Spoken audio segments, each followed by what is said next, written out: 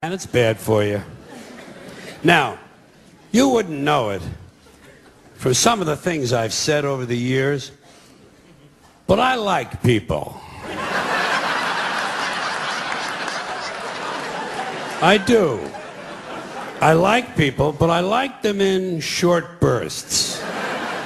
I don't like people for extended periods of time. I'm all right with them for a little while, but once you get up past around minute and a half, I got to get the fuck out of there. And my reason for this, my reason is for one that you may share, possibly. I have a very low tolerance level for stupid bullshit. That's all. Stupid bullshit. You know? And everyone wants to tell you their stupid bullshit. And a lot of them don't know when to stop talking. You ever run into that guy? Doesn't know when to stop talking, just continues running at the mouth like verbal diarrhea. Don't know when the conversation's over. Stupid, trivial shit you don't care anything about. Things you're not even remotely interested in. Did I tell you about my mom and dad? Well, my mom and dad went on vacation down to Mammoth Cave, Kentucky. This is about 6 years ago, I think. Seemed like it was about 6 years ago. 6 or 7, possibly 7, could be. Yeah. Somewhere in there, 6, 7, more than 6, less than 7. Let's call it 6.5. So my mom and dad went on vacation to Mammoth Cave, Kentucky, and my dad found a big rock. What he thought was a big rock, turns out it was a dinosaur turd. A petrified dinosaur turd, 27-pounder. You know, now that I think of it, it might have been 8 years ago. That would have been close to Y2K, wouldn't it? Remember Y2K? Whatever happened? Everybody's all worried about that. Nothing ever happened. Big fuss. Nothing ever happened. You know? God, that's strange, you know? So let's say, we'll say it's 8 years. It was either 8 or 5. So my dad gave my mom this big turd. He said, "Here, Mom, this is a big dinosaur turd. Put it in your purse and take that home." My mom said, "Dad, I don't think this is a dinosaur turd. This thing is still warm. Whoever dropped this thing is still walking around in here, and we better get the fuck out of this cave."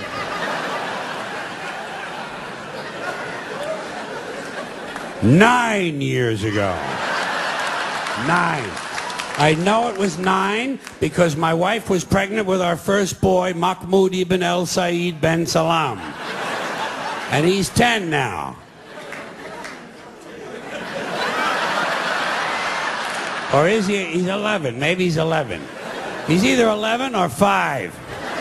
And while all this is going on, you're searching through your mind for something diplomatic and tactful and graceful that you can say to help end the conversation. And all I can ever come up with is, blow it out your ass! Blow it out your ass! Blow it out your ass! Blow it out your ass! Blow it out your ass!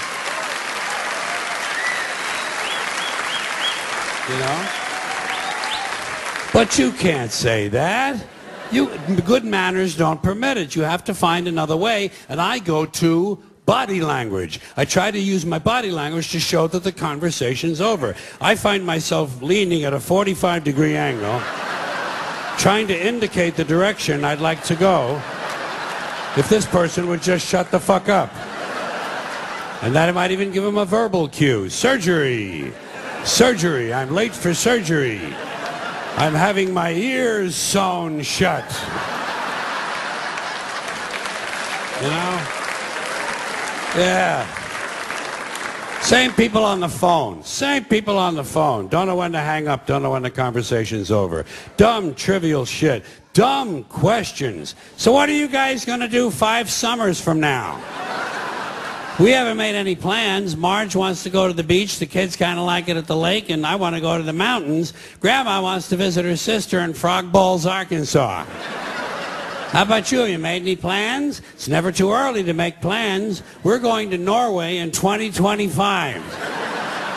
Did you know that up until the 1950s, Norway's economy was based largely on fishing? But now, thanks to the expansion of the world economy and improved drilling technique, and once again, you're searching through your mind for the right thing to say to help end the conversation. Shut the fuck up comes to mind. Or blow it out your, how about shut your fucking pie hole, might be good. Or if he prefers cake, shut your fucking cake hole.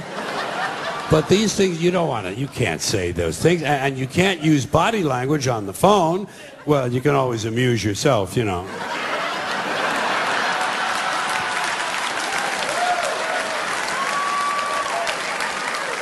Or if it's your mother, you show your mother respect, you put her on speakerphone.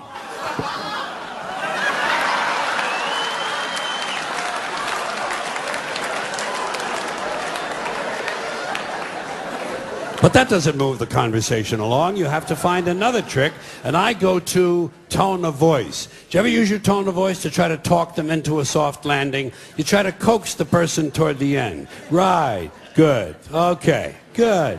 All right, then. Good. Right. Okay. Good. Okay. Okay. All right. Oh, fuck, there he goes again, the cocksucker. You remember my neighbor with the burns on 90% of her body? Well, she burned the other 10% now. She was lighting a fart and her bush caught fire.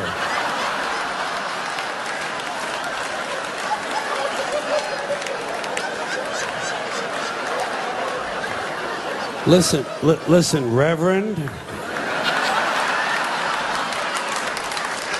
Reverend, I hate to be rude, but I just took a 3.5-hour shit. And I'm bleeding from the asshole. Well, I don't have any mercurochrome.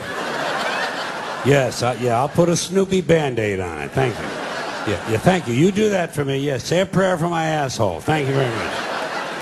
You have to resort to these tactics because many people do not understand what a phone call should be or what a phone call is. Ideally, a phone call is the brief exchange of a few vital pieces of information. This is a phone call. Hey, Steve, what time's the circle jerk start tonight? 10 o'clock. Okay, listen, I'm going to be a little bit late. You'll have to start without me. Oh, don't worry, I'll catch up. I'm eating a whole bunch of oysters and watching a horny movie.